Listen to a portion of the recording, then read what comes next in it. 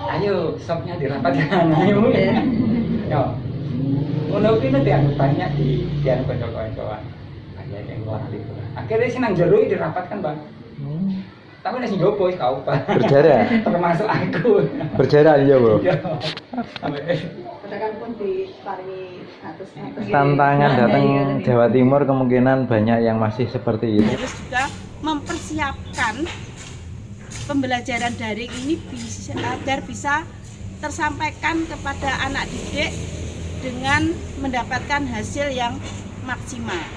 Jadi mohon dari masyarakat tidak ada lagi anggapan bahwa guru menerima sertifikasi dan gaji tetapi ongkang-ongkang di sekolah atau di rumah. Dan ini di sebelah saya ada wali murid. Pusing Bu, saya itu sudah bekerja di rumah, masak, nyuci dan lain-lain dan harus jadi guru. Pusing pokoknya, apalagi belanja itu loh Bu ya, belanja pulsa itu luar biasa Bu.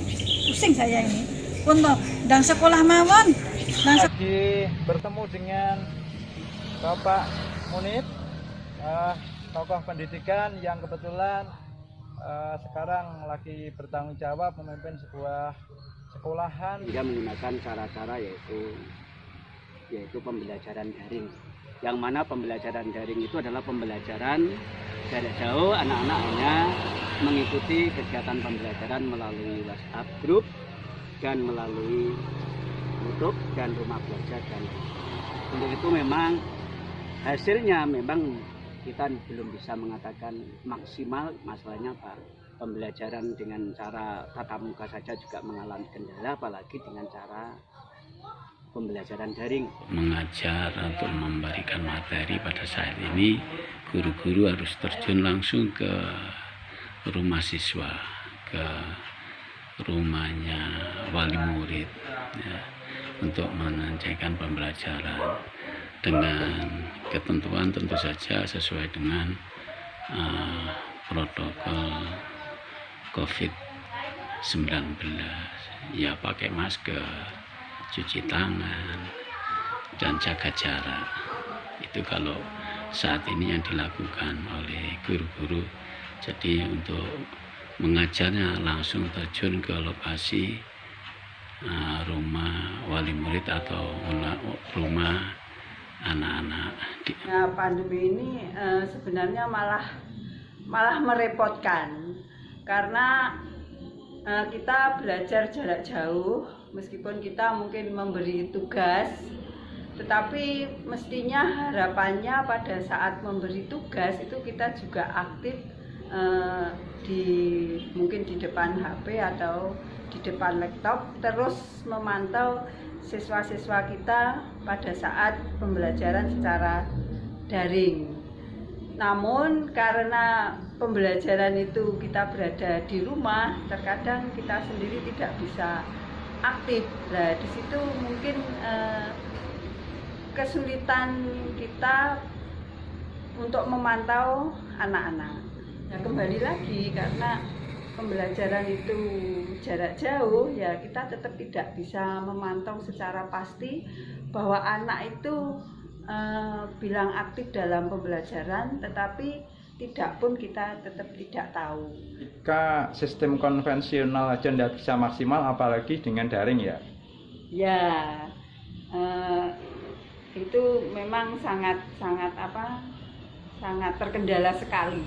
Memprihatinkan ya Bu ya? Ya, harapannya mungkin sementara atau 2 minggu terakhir ini Semada kan sudah mengadakan pembelajaran secara luring. Nah, harapannya mungkin ya luring ini meskipun mungkin 1 minggu 3 kali atau mungkin dibatasi dengan waktu, itu tetap bisa dilaksanakan sehingga bisa menutupi kekurangan-kekurangan pada saat pembelajaran secara daring. Yang penting Ibu ngajar ya. Ada kerinduan dengan siswa?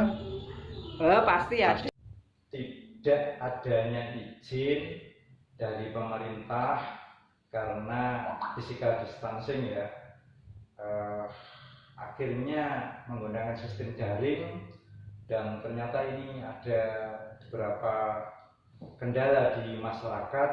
Sekian persen wali murid ada yang memiliki HP, ada yang HP-nya orang tua itu yang dipinjam oleh anak-anak, sehingga diperkirakan guru hanya bisa daring itu atau bisa memberikan pelajaran kepada siswa itu diperkirakan apabila orang tuanya sudah pulang kerja. Dan ini luar biasa dampaknya, anak-anak sekian jam akhirnya bergaul dengan masyarakat luas, tidak mendapatkan bimbingan dari Bapak Ibu guru gitu, Pak Ajari ya. Jadi untuk itu saya mohon kebijakan dari pemerintah apa yang kira-kira untuk mengatasi hal ini, agar anak didik kita mendapatkan pembinaan sebagaimana biasa yang seperti kita harapkan, Bapak.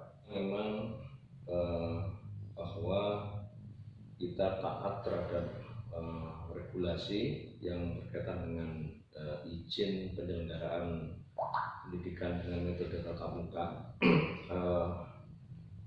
Kondisi yang diwajibkan oleh tim gugus atau satgas gugus COVID-19 ini mulai dari pusat, terutama untuk pendidikan dasar sampai sekarang belum turun tentang petunjuk apakah ada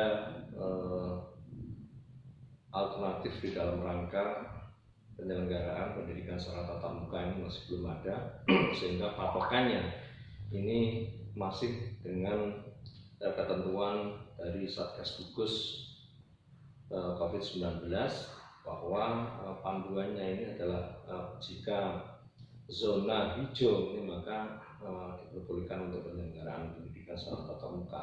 Ini intinya masih zona. Untuk yang terakhir kemarin masih oranye dan ya, mudah-mudahan nanti mudah-mudahan jaketnya Pak Kadis segera ganti hijau Pak ya. Amin. Apakah nanti termasuk pendidikan dasar ini juga diberikan ruang untuk itu? Nanti salah satu hasil dari monitoring besok akan disampaikan di Pendopo, mengundang gugus tugas kabupaten. Nanti untuk follow up-nya ini akan kita ikuti besok siang. Ya. Terima kasih Pak Kadin, Pak Kajari. Mumpung kita ketemu Pak Kadin, jadi selama ini selaku pendidik baik di MTS NU Jowo maupun di SMP 2 Genjeng, situasinya bagaimana? Kebetulan juga besok relawan tim dari provinsi sehingga menjadi bahan, menjadi sesuatu yang nanti bisa dibawa oleh Pak Kadin, Pak. Terima kasih Pak Dani atas waktunya. Menurut saya Pak Kadin sudah dimaksud terkait kendala terutama yang di lapangan, terutama untuk sekolah-sekolah pinggiran terkait dengan sistem pembelajaran daring ini. Memang betul apa yang disampaikan Pak Dani tadi, memang kebanyakan dari wali murid dan siswa itu merasa keberatan. Pertama, kalau di daerah pinggiran itu kendala pertama sinyalnya. Sinyal itu salah satu kendalanya. Yang kedua jaringan. Yang kedua biaya. Memang betul dari pemerintah sudah mengucurkan dana itu 40 atau 50 untuk per siswa itu, tapi itu tidak mencukupi untuk biaya paket selama pembelajaran daring sampai saat ini, sehingga hasilnya tidak maksimal. Karena setelah saya persentase itu setiap saya ngasih tugas itu paling hanya 50 sampai 60% yang mengerjakan. Ada isu-isu yang mengatakan bahwa sertifikasi masuk dihapus itu. Ini masuk keluar, masuk telinga kiri keluar telinga kanan gitu. Jadi pemerintah dengan segala sumber dayanya, sumber dananya, SDM-nya semua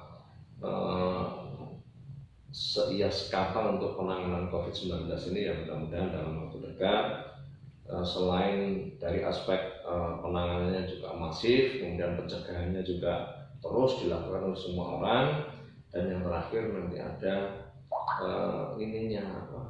vaksinnya sudah ditemukan dalam rangka untuk proses penanganan secara langsung kepada masyarakat. Yang berkaitan dengan metode yang terbaik yang bisa kita laksanakan ini memang harus kita ada yang pertama tadi jaringan, yang kedua inovasi dari tenaga pendidik. Dengan demikian target kinerja yang memang seharusnya dicapai oleh pendidik ini juga lebih bagus. Sementara yang penting ini karena tatap muka dan daring ini yang berbeda adalah hubungan psikologis antara anak dengan pendidik ini yang barangkali lepas. Bisa juga nanti ketika lepas yang tadi dikhawatirkan oleh Pak Danuji dengan Pak Ali dan teman-teman guru yang lainnya adalah karakter yang selama ini kita bentuk ini nanti akan bisa lebih retak apabila tidak segera ada proses belajar mengajar dengan tatap muka. Mudah-mudahan nanti pandemi segera selesai, kemudian kita bisa melaksanakan secara normal untuk proses belajar mengajar. Hari ini Bu Kofifa datang untuk meninjau kesiapan proses belajar mengajar SMA LP, kemudian SMK dan SMA. Matur suwun Bu Kofifa. Nah, ini akan menambah suntikan bagi kami warga Nganjuk untuk semakin bersemangat dalam mendidik anak bangsa. Kemudian yang kedua juga akan semakin menambah semangat kami untuk melawan penyebaran COVID-19. Ya, semangat Ibu ya. Internet atau tempat untuk kuota gratis yang ada di balai desa kemudian di kecamatan, di pendopo kecamatan, tidak lain adalah tujuannya untuk belajar para anak didik yang tidak memiliki tablet atau aplikasi HP lah. Kan banyak juga warga kami yang di kampung-kampung ini tidak memiliki HP banyak Ibu. Sehingga di kecamatan kami sedang mempersiapkan bagaimana HP itu bisa disiapkan, kemudian paketannya juga disiapkan, intinya gratis lah untuk adik-adik kami yang ada di Kabupaten Nganjuk. Mudah-mudahan langkah-langkah ini bisa meringankan masyarakat di Kabupaten Nganjuk. Demikian Ibu laporan kami. Sekali lagi kami ucapkan selamat datang di Kabupaten Nganjuk, di bumi Nganjuk Ladang, tanah kemenangan ini. Insya Allah mudah-mudahan kerawan panjenengan semoga COVID segera hengkang ya Prof ya. Kalau enggak pendidikan pasti hancur ya. Terima kasih Prof. Dokter, pembelajaran dunia pendidikan yang kacau gara-gara COVID ini kapan dimulainya Pak Dokter? Ya, jadi sekarang ini kita akan mengarah pada new normal ya, era new normal atau adaptasi kebiasaan baru. Nah, mau tidak mau memang kita harus mengarah ke sana untuk melakukan kegiatan-kegiatan, tapi tentunya dengan melaksanakan protokol kesehatan secara ketat, secara baik. Ya, jadi Bu Gubernur kemarin menyampaikan gaspol ya. Memang kita harus juga harus melakukan kegiatan-kegiatan itu, tetapi artinya maksimal ya, dalam pencegahan Pak ya. Maksimal pencegahan, tapi jangan sembrono lah gitu ya. Ya, jangan sembrono ya. Karena kemarin juga masih banyak ditemui ada kegiatan-kegiatan, tetapi protokol kesehatan tidak biasa dilaksanakan secara ketat ya. Apalagi Nganjuk ini kan zonanya masih orange. Jadi ketika zona orange ini sudah berubah hijau, kuning dulu ya. Kuning dulu ya, kemudian dulu, hijau, kegiatan belajar mengajar baru bisa mulai Bapak ya. Sebetulnya kuning sudah mulai bisa ya. Kuning itu mulai bisa, tetapi benar-benar harus dalam pengawasan. Ya. Yang hadir itu juga harus benar-benar dibatasi ya. Terus kemudian pakaian masker dan sebagainya, cuci tangan pakai air sabun di air mengalir. Nah, kalau hijau, meskipun hijau itu sudah semacam bebas untuk dilaksanakan, tetapi tetap karena masih dalam masa pandemi, protokol kesehatan harus tetap dilaksanakan. Minggu kedua hari pertama pelaksanaan uji coba belajar tatap muka secara langsung secara bertahap. Uji coba belajar tatap muka secara langsung secara bertahap.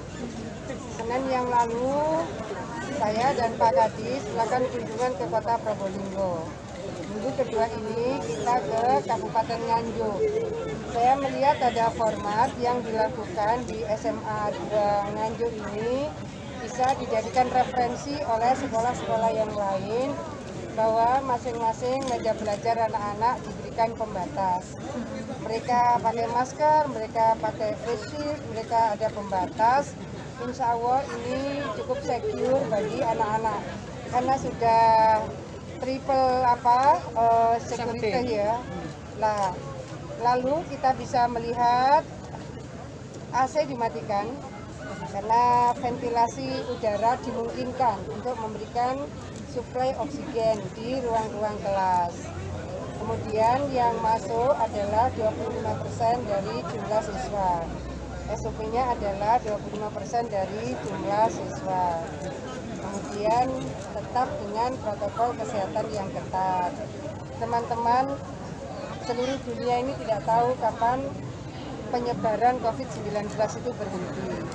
Oleh karena itu kita memulai secara bertahap, bertingkat, berlanjut gitu.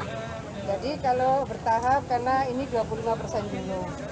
Kemudian kita melihat bagaimana nanti gugus tugas kabupaten kota memberikan rekomendasi bagi seluruh penyelenggara sekolah SMA, SMK, SLB, SMA, SMK, SLB.